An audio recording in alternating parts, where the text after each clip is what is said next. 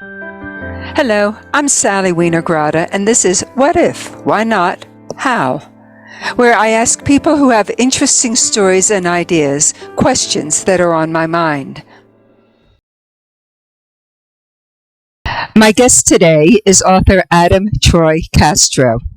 Adam's books, my goodness, he's so prolific. This is just some of them. They include 4 Spider-Man novels, 3 novels about his profoundly damaged far future murder investigator, Andrea Court, and 6 middle grade novels about the dimension-spanning adventures of young Gustav Gloom. 2022 saw the release of 2 collections of his short stories, and he has so many short stories that he has written and continues to write. But these 2 collections, one is titled The Author's Wife versus the Giant Robot, and his 30th book is A Touch of Strange, which I am having a blast reading right now. The audio collection, My Wife Hates Time Travel and Other Stories, I love your titling, features 13 hours of his fiction, including the new stories, The Hour in Between, and Big Stoop and the Buried Big Glowing Booger. Adam's works have won all kinds of accolades, including the Philip K. Dick Award and Japan's Seiun Award. Am I pronouncing that correct? Seiun Award. Seiun Award. And has been nominated for 8 Nebulas, 3 Stokers, 2 Hugos, and 1 World Fantasy Award, plus Spain's Ignotus, France's Grand Prix de l'Imaginaire, and I'm going to pronounce this, Germany's Code Las Vies Prix. I've never pronounced it out loud. So I can't even type it. Well, it has that strange yes. that letter there. Welcome, Adam. I'm so delighted we managed to get together. And I am thoroughly enjoying this book. As we have discussed, anthologies are great for dipping in and out.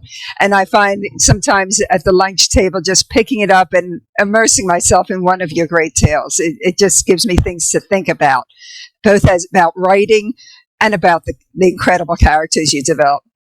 I'd love you to give folks a taste of your masterful storytelling. You picked out a story. Can you tell us what the story is? Okay, the story is The Thing About Shapes to Come. Okay. And it is a story that was published originally in January of 2014 in Lightspeed magazine, which is one of my main venues. I basically have 2 venues which publish most of my short fiction, Analog magazine and Lightspeed right now. And Analog is very, I don't want to say routine, but very, not science, basically the science fiction, space opera, that kind of thing that would be an Analog. And Lightspeed is where I do a lot of my stylistic experimentation. Which is why I love Lightspeed magazine. Oh, I love it too. Yeah. I love it too. I love FNSF, where I've been a few times, but I haven't published in FNSF for a bunch of years. Asimov is the one I've never sold to. You never sold to Asimov? Now I don't feel so bad. Never sold to Asimov. I have sold. I was a regular in Science Fiction Age, and I've been in a lot of anthologies. But my 3 main publications are Lightspeed, Nightmare, and Analog. And this one is a little fable about motherhood. Again, published in 2014, 5,500 words. I'm just going to give you like the first scene in the story. Monica's new baby was like a lot of new babies these days, in that she was born a cube. She had no external or internal sexual organs, or for that matter, organs of any kind, being just a warm solid filled with protoplasm. But she was genetically at least a girl, and one who resembled her mother as much as any cube possibly could. That wasn't much, in that she had no eyes, no nose, no mouth, no chin, no hair, nothing that could be charitably called a face or bodily features, not even any orifices larger than pores. but she had inherited Monica's healthy appetite. Placed in a dish in the middle of Monica's breast milk, she throbbed in deep appreciation and absorbed it all in a matter of minutes, becoming as plump and as satiated as a sponge. As far as anybody could tell, she was a happy and healthy cube. It had been a difficult birth, given all the corners involved. Labor had been the biological equivalent of trying to fit a square peg through a round hole. But there was no reason, they said, to worry about her health. Her constitution was strong, and there was no reason to believe she couldn't live a long, comfortable, and healthy life, devoid of any serious problems unrelated to the general inconvenience of going through life shaped like a cube. The presence of nerve impulses even confirmed that the child could think, while providing little in the way of speculation over what she could possibly have to think about. Look at her the right way, and it was even possible to consider her beautiful, in that she was smooth on all her planes, sharply defined on her edges and corners, not off by so much as a millimeter in any of her vital measurements. This wasn't the kind of beauty Monica had envisioned when she'd hoped for a beautiful child.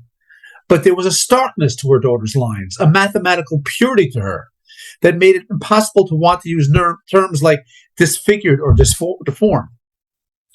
Monica had hoped for an old-fashioned baby of the kind that had been common when she was a child, the kind with the rounded faces and truly toothless smile and the foreshortened arms and legs, and even, yes, she'd look forward to this as well, the end that would need to be wiped clean and powdered on a regular basis. She had wanted a child who would someday delight her by calling her mama, and one day rise on uncertain feet to toddle off and force her to give chase. That would have been the ideal. But she also had known that these days the odds of ending up with a baby that looked like that were about 1 in 100,000 and dropping. More and more cylinders and pyramids and crosses and rhombuses, with the vast majority of the newest generation emerging as playful spheres. Of all the young mothers Monica knew, only one had been blessed with a baby shaped like a baby. And that mother seemed genuinely haunted as she pushed the infant around in its pram, aware that the world was watching, feeling surrounded on all sides by legions of frustrated kidnappers and pederasts.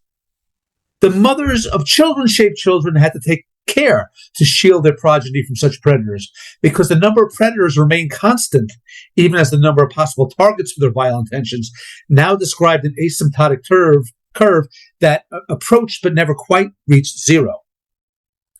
Most of the young parents Monica knew were lucky enough to have been blessed with spheres that could roll around and bounce into one another, and even learn to descend household stairs, though rarely to ascend them.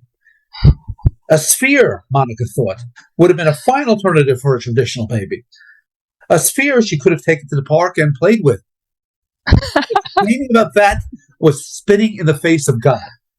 Certainly, a cube must have other talents, other good points to love. Of course, Monica's mom and dad were upset, not just because their teenage daughter had given birth to a cube, but also, unspoken, because that cube's mocha brown coloring suggested that since Monica was white, the unknown father must have been black. Dad wore an unmistakable scowl as he held the new arrival in his hands, his rheumy eyes a million miles away as he bid a mental farewell to any future birthdays involving tricycles and baseball gloves, or even doll houses or drum batons. He weighed the cube in his hands, wondering aloud whether he was holding her upside down or right side up, or even if there was any way he could tell that she knew she was being held. He said, maybe we could put a label on it, let us know which way is up. Monica's mom was even less subtle, complaining, she's a square. Doctor corrected her at once, saying, no, Mrs. Huffreddy, she's not a square. A square would be flat. She's a cube. Mom was slow to absorb the correction and demanded, what the hell is my daughter going to do with a square kid? It was impossible to hear Mom's tone of voice and not know that she would always fail to get it.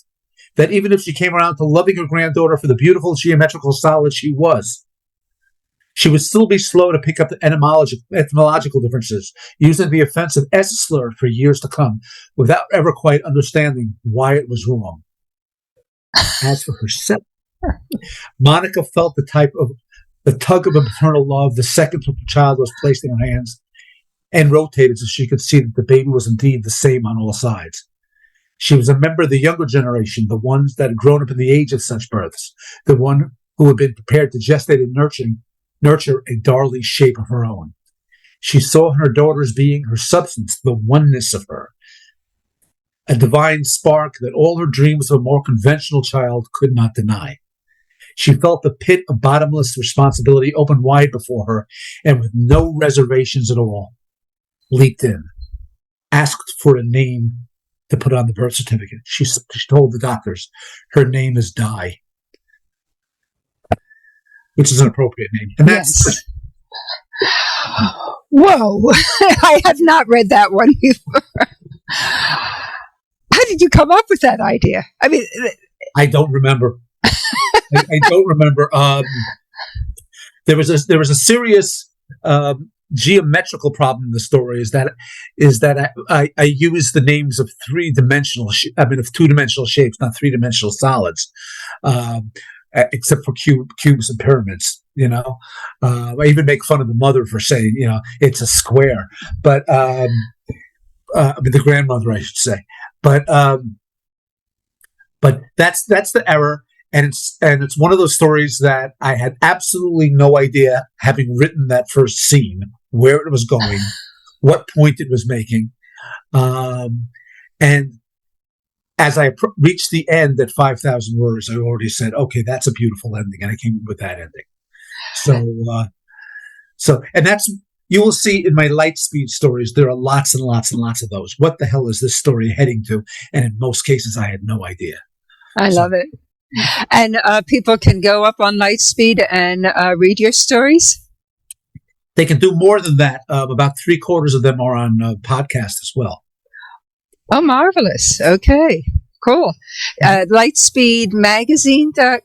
Lightspeed Magazine, which I think it's lightspeedmagazine.com, but if you type Lightspeed Magazine as the two words into Google, you will find it. Yeah, right. And my name, you'll find about 40 or 50 stories on Lightspeed. It's about a decade that they've been my number one outlet. How do you manage this? I mean, I'm still finishing a novel. I hope to finish it like my 5th draft, which is my almost penultimate draft, maybe in the next month or two. How do you manage? It takes me forever to write a story. I've had maybe 5 short stories in my entire career. It takes me as long as it takes me to write a chapter. How do you do this? I'm usually writing a whole bunch at a time, and an awful lot of them, just peter out and nothing happens to. I began a story and I have the ending for it, but I just kind of lost hope about a guy who just wakes up one morning and just because he feels like he must, he pounds a nail into his forehead. He gets up, walks into the street, and everybody's walking around with a fresh nail on their forehead. They all converge on this one. They all converge on this one sandwich stand, and there's this massive riot because they've run out of food. Oh my! Okay, and I said, where the hell could this be going? And I have an ending for that story, but the ending is so bloody stupid that I have no problem with stupid. It's just the next. I'll tell you the ending right now because I'm never going to finish the story. That the next day he gets up, he pounds another nail into his forehead, and the person he with says, "You know what? That always makes me hungry for a sandwich." And that's the whole damn thing.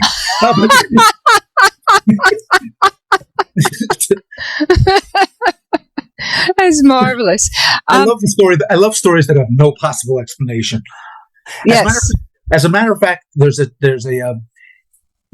a paragraph near the end of the Shapes story, where I say the phenomenon started going away and that regular babies started being born again.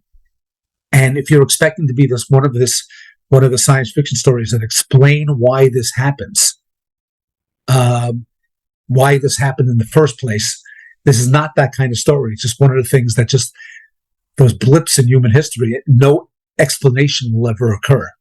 And if you want me to say it was radiation from space, fine, it was radiation from space. That's not what this story is about. And sometimes the explanations are just what keeps you from doing something fun. So I love open-ended stories. Yeah. I don't like, I can't write stories that tie up nicely in a neat bow. It's because to me, that's not really humanity. That's not the way it is in life. Life doesn't get, I mean, it'd be a nice romance if possible, but I can't write those kind. And I think perhaps that's one of the many reasons I enjoy your work is that I come away with more questions than I started with. And that makes me think, makes me wonder. Like with the touch of strange, there's this eerie sense of wonder that's very reminiscent of Twilight Zone at its best, not the remake, the Rod Serling really good ones. Or, I love the tense, terse prose. I mean, your prose is so tight. That's the one thing I can't understand how you do that prolifically. It reminds me of Shirley Jackson very much. It's like, thank you very much. She was a very early influence on me. I adore her. I adore her. She's amazing. Yeah, I forgot what I was about to say, so never mind.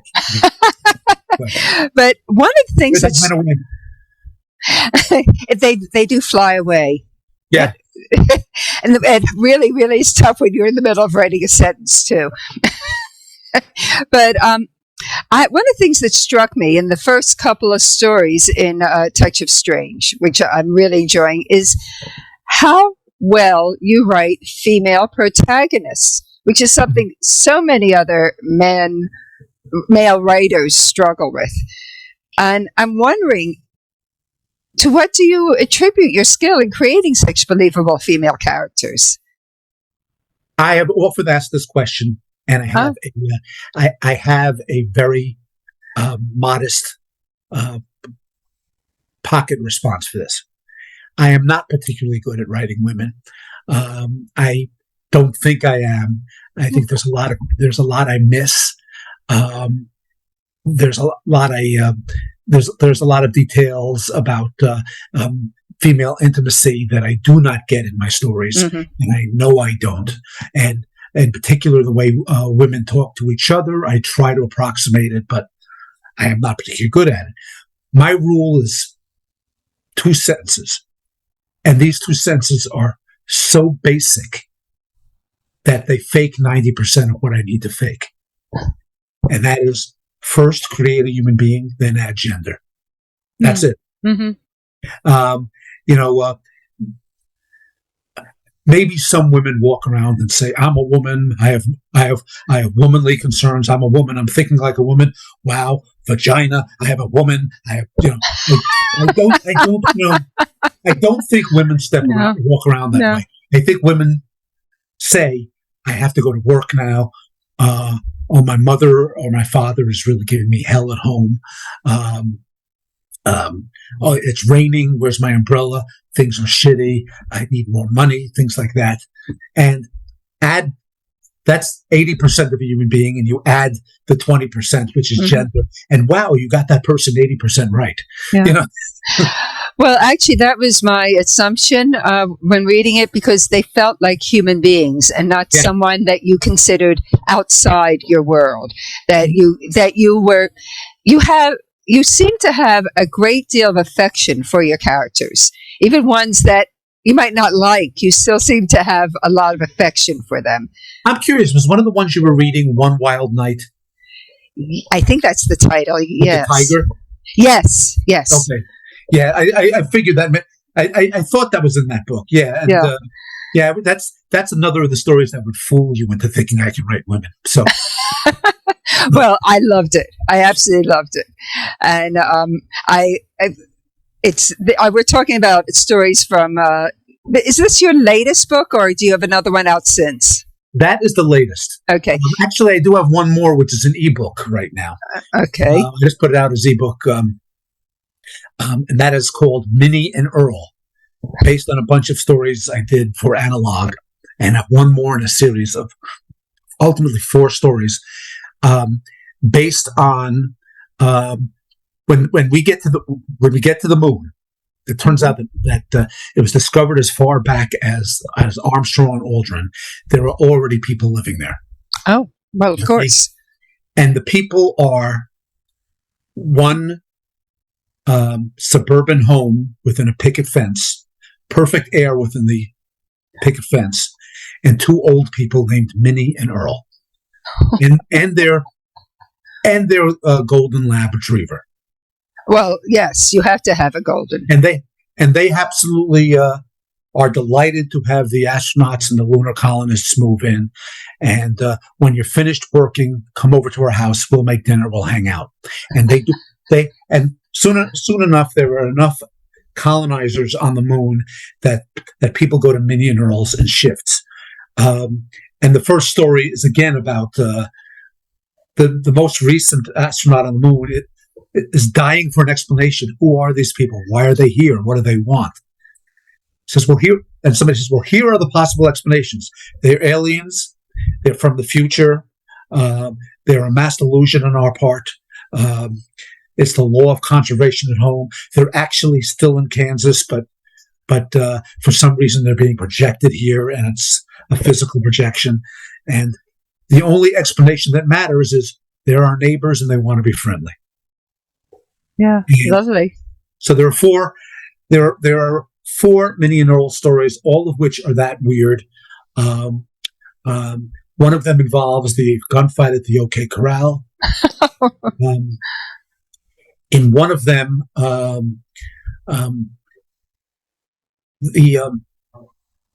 one guy is out on a lunar rover on an errand, and what he sees is two guys in spacesuits trying to push a crate up a cliffside, and he realizes that he has no idea what they do, but they're pushing the crate up the side of the hill. It keeps sliding back down, running them over, sliding them back down. Tantalus. Laurel and Hardy. Laurel and Hardy, of course. And the story is about what the hell are Laurel and Hardy doing on the moon? Especially in 2050 or whatever this is. And I give an explanation. You give an explanation? Oh, my goodness. Yeah, let's just put it this way. Minnie and Earl have lots of famous celebrity friends who are dropping by all along. When our astronaut friend says, you remind me of the story Mars is Heaven by Ray Bradbury. And Minnie says, yeah, I remember Ray. He was a great guy. Come to visit us all the time. But she says, I never understood why she would make them so hostile, the aliens so hostile. Why should they be hostile? They have such advanced capabilities. Isn't it more logical they just want to be friendly? Yeah. Eating yams. So I love it. And where would people find this ebook? It sounds wonderful. The usual ebook purveyors. Okay. Minnie and Earl. 3 stories, and there's a 4th one which closes out the series that'll be an analog shortly, sometime this year. Wonderful. Now people can hear your affection for your characters that I see in all your characters, and I want to know, how does it feel to put them into some of the difficult situations that you then put them in to create the story? Does it ever bother you, or do you take glee in it? It should bother me. The way it works for me is, if you're writing a funny story, you should be laughing as you type. Mm-hmm. If you're writing a horror story, you should not be able to believe that this stuff is coming out of you. You should be terrified that it's coming out of you. If you don't know the ending and it's very suspenseful, you should be worried for your characters. And unfortunately, when you create a character like Andrea Court, who is another ongoing character of mine, you have to posit her on the worst day of her life. And that's so my job. My job is to create people and then kick them, and maybe sometimes have happy endings for them after all that. But I'm never going to write a story about Andrea Court having a nice day. But she's a murder investigator. How could she, right? No. Yeah. I mean, my favorite thing about her is that, and I have deep affection for this, is that you are in big trouble if you cross her. Mm-hmm. She ruins the lives of her bad guys, and that's great. I just love that. She insults the hell out of them too. Yes. Good. Yes. Now I wanted. We talked a little bit before this interview about one story in particular, which you mentioned in your intro, which, full disclosure, I mentioned it in my bio, so that's why she mentioned it in her intro.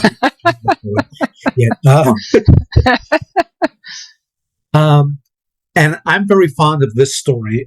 It's called Big Stoop and the Buried Big Glowing Booger. Yes. Yes. You wondered what the hell that could be about. And biographically, that story was the least favorite of all my stories by my wife. Oh. And my late wife. She despised that story. And when I arranged for this story to be in my ebook, not my ebook, but my audiobook, she was mad because she hated that story so much. And she was a big booster of mine. Why did she hate it? Well, let me tell you the premise. Okay. I'll start with backstory, which is not in the actual story, because it begins 30 years into this character's life. Before he is born, his planet is about to blow up.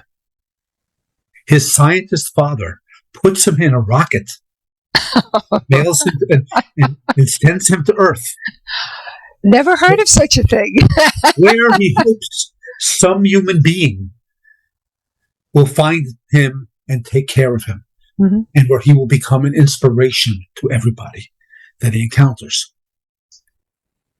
The rocket lands in front of, this is all stuff you find out later, the rocket lands in front of a kindly couple in the back highway, who are just in the middle of deciding that they should take this child home and raise it as their own, when another car pulls up and they are murdered, and they are instead taken home by a family like the one in the Texas Chainsaw Massacre. Oh my goodness. So he is raised to their values. and they throw their various captured teenagers, whatever, into the basement, where he's kept under control by a glowing green rock.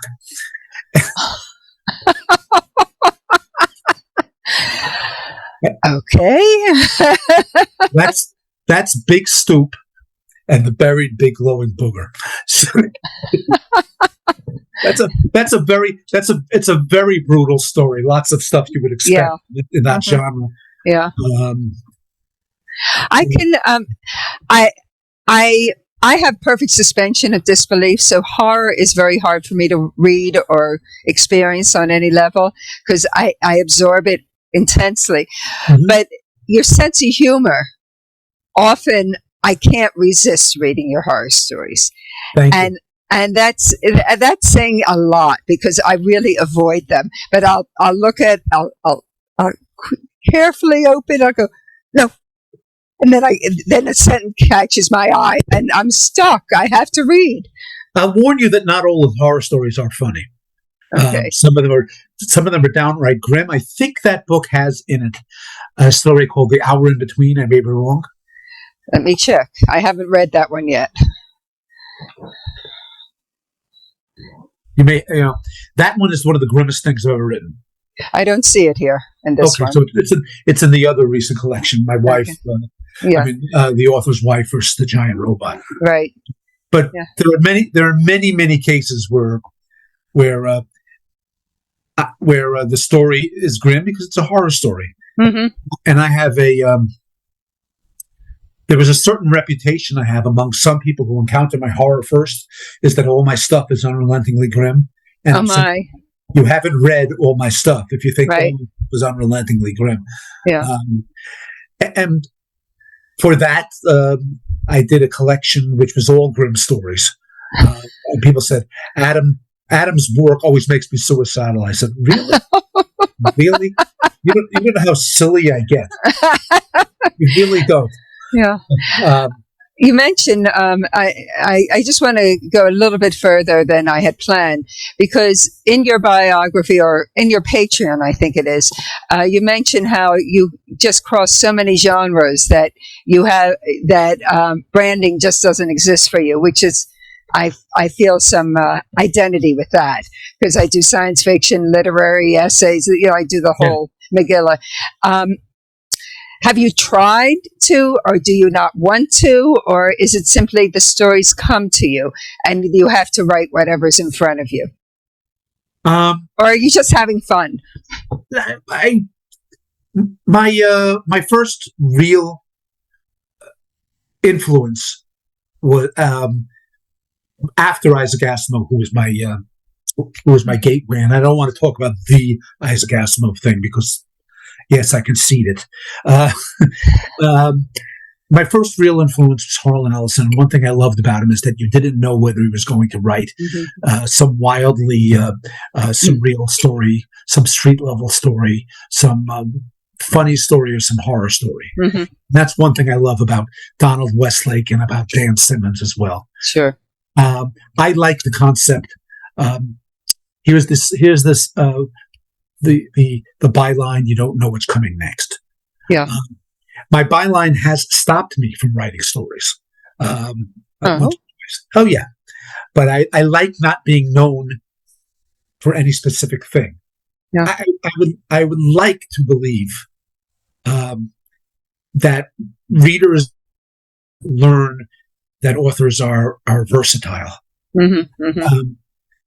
I actually admire the hell out of Lee Child, who writes not quite the same novel, but pretty much the same character every time. Yeah. And as far as that goes, he's an industry. I would never be able to do that. I can't. I can't do that. I got to, frequently I don't know if the character is going to survive a story. Mm-hmm. Obviously, Andrea Court will. Obviously, Gustav Gloom will. I love that title name, Gustav Gloom. Great name. Thank you. But the one time I have no problem discussing this idea, because although I think the book would be a bestseller, I will never write it. How's that for an inherent problem in a story? This about a couple whose late teenage daughter goes missing and is not found for 7 years. Mm-hmm. And they find out that after the 7 years is up, that she was one of those young women who become a prisoner in some sick pederast's house, sick degenerate's house, mm-hmm. living in chains in the basement, which has happened. Yes. Okay. And she is freed. She comes back to their house. She's the only one of 5 women there who escapes. The rest are found dead. The criminal is found dead. And as she moves back into her family's house, little things about her behavior and about her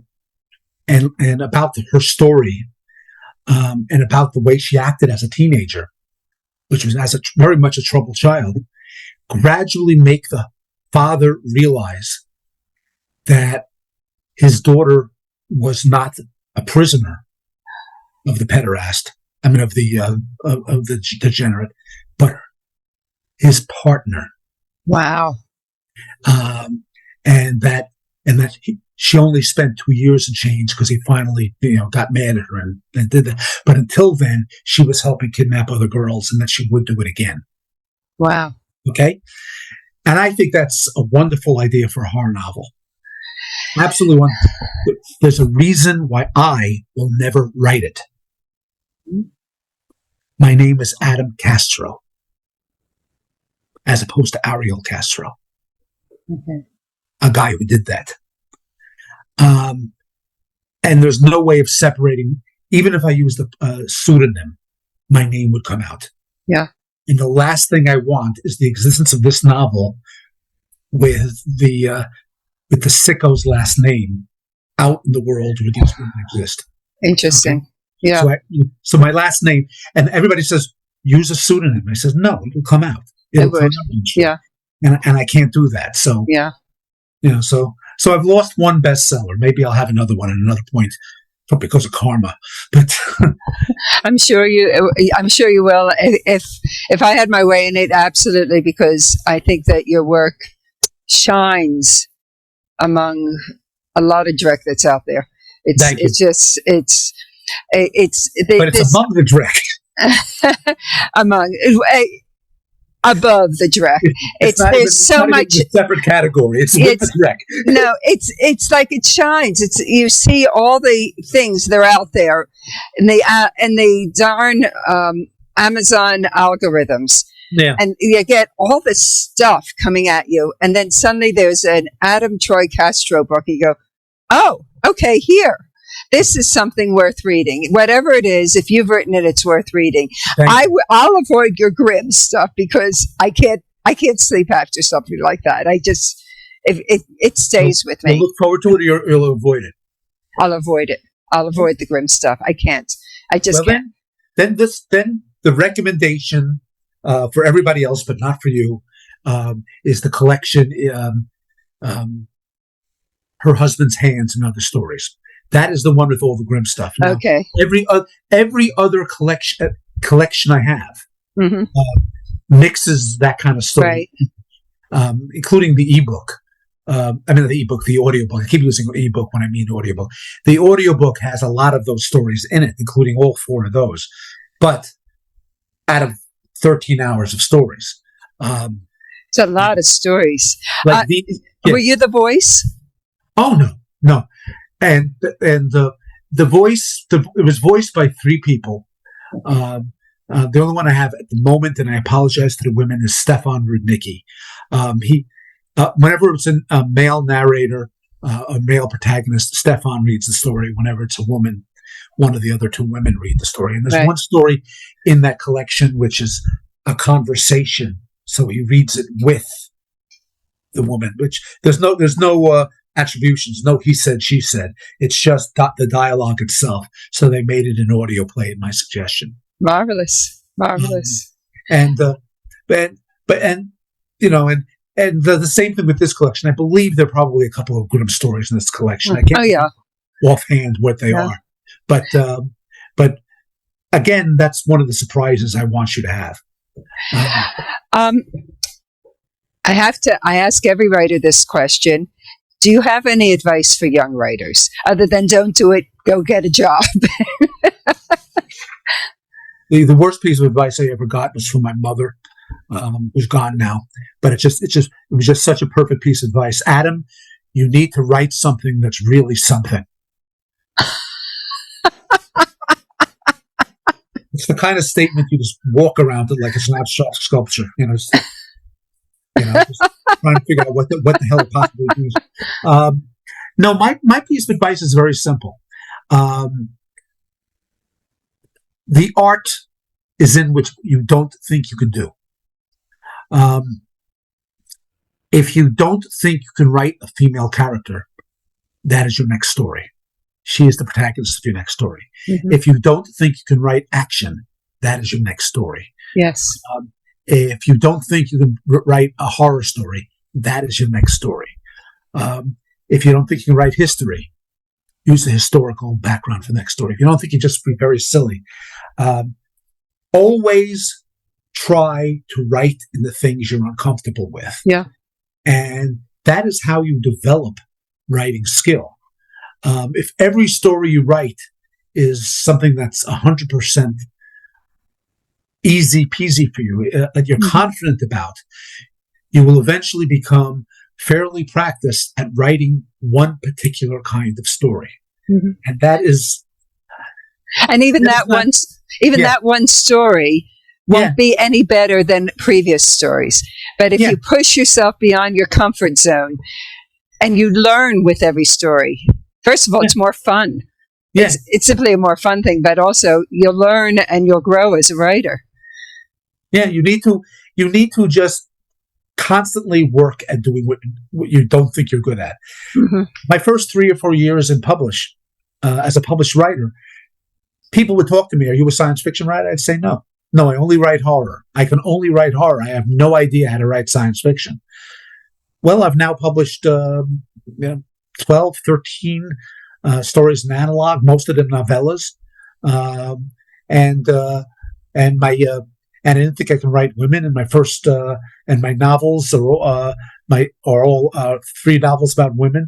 And I do this primarily because that's what you have to focus on trying to do. Yeah. I'm always be fond of the writer, and I don't remember quite who it is, so I'm not going to name her, who was uncomfortable writing action. Mm-hmm. Okay?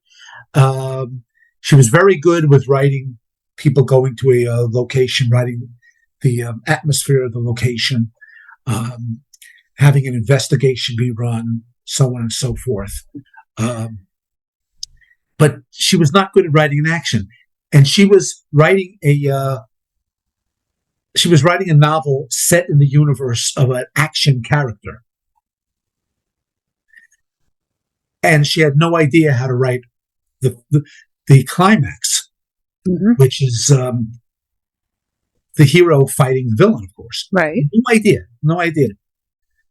And so she wrote this book. In the last chapter, the hero confronts the villain. The hero is caged. The hero gets out of the cage.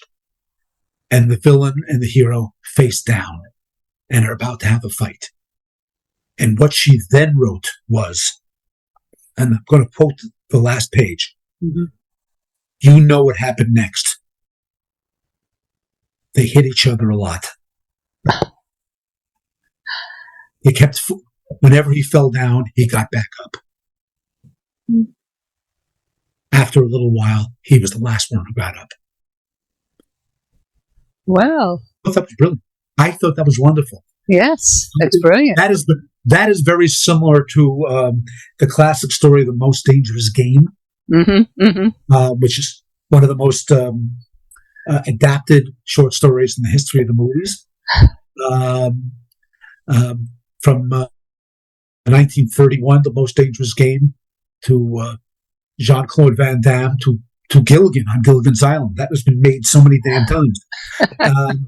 And how that ends is the hero and the villain facing each other, as now we will see who gets to sleep in my really quite comfortable blank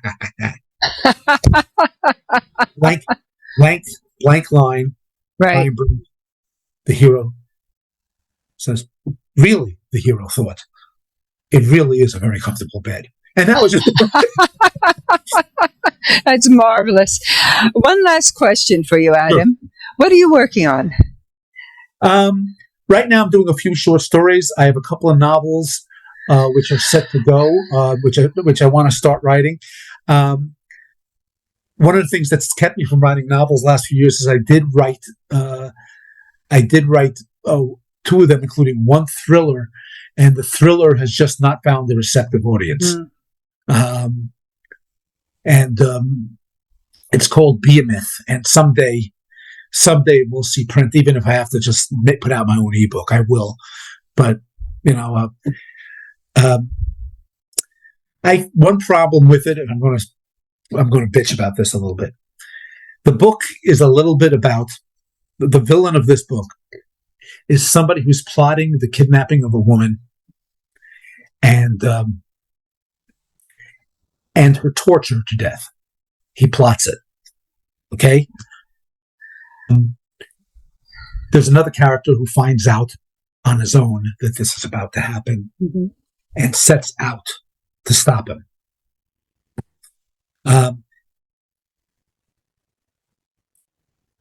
it does not end with 30 pages of the torture of the woman. It doesn't end that way. It ends with the bad guy being stopped. Ooh, ended the suspense. Mm-hmm. But a couple of the publishers have said this is obviously a book that gets off on violence to women. It says, point me at the violence to women that actually takes place in this novel. Mm-hmm. None actually does. So yeah. Okay, so that kind of irritated me. I have the two novels I have, and I don't know which one I'm going to start. Is one that takes place on a very strange island, and one that is a very strange apocalypse for us. And I will write one or the other. The apocalypse story is the lead right now. Generally, the enemy of any story existing is another story. With all your proliferation, I said that was my last question, but I'm just curious now. Right. You write so much. It's so many stories in a year. It's incredible. How long does it take you to write a novel? My Gustav Glum books were 40,000 words. Mm-hmm. And they generally took me about 3 months. Oh, geez. I'm going to feel nauseous now. Now, those were kids' stories, so they weren't very heavy on description. Right. Okay, but they were 3 months, 40,000 words. If you could do 1,000 words a day, you have a novel done in a month and 10. Yeah. A month and 10 days. And if you do one draft. If you do one draft. And I happen to be a guy who revises as I go and then goes back one last time. Mm-hmm. And as a result, sometimes go 50 pages in the wrong direction, which didn't know what happened. Yeah. Well, Adam, this has been absolutely delightful. Thank you so much. Thank you very much. My guest today was Adam-Troy Castro, and if you are writing the name down, it is Adam-Troy. Googling his name will result in I don't know how many dozens of short stories and novels, all of which I can highly recommend. Don't go with me about horror because his horror is highly respected also. His newest books are A Touch of Strange and The Author's Wife versus the Giant Robot. Plus, what were the two names? The ebook? Minnie and Earl. Minnie and Earl, the Minnie and Earl stories. You can connect with him on his website, AdamTroyCastro.com, and on Facebook. The website is no hyphen, by the way. All right. It's all one word, AdamTroyCastro.com. It's like my mother's yelling at me, Adam-Troy Castro. As for me, my newest book is Of Being Woman, a collection of feminist science fiction from Noble Fusion Press. And this February, Buy It Publishing will be releasing Daughters of Eve, which is an essay-based workbook and journaling guide for exploring the nature of our lives today through the lens of the stories of the women of the Bible, such as Eve, Rebecca, Deborah, and so forth. And no, I am not religious, and you don't have to be either. They are incredible archetypes that we should all study to try to understand who we are and who we can be. My website and blog are at sallywienergrotta.com, no hyphens, no spaces. My videos are on YouTube, and you can also connect with me on Facebook, Twitter, sometimes on Blue Sky, maybe someday on Substack. Not Substack. Yes, Substack. And anyway, thank you. And thank you, Adam. Loved being with you. Okay, best to you. And to you too.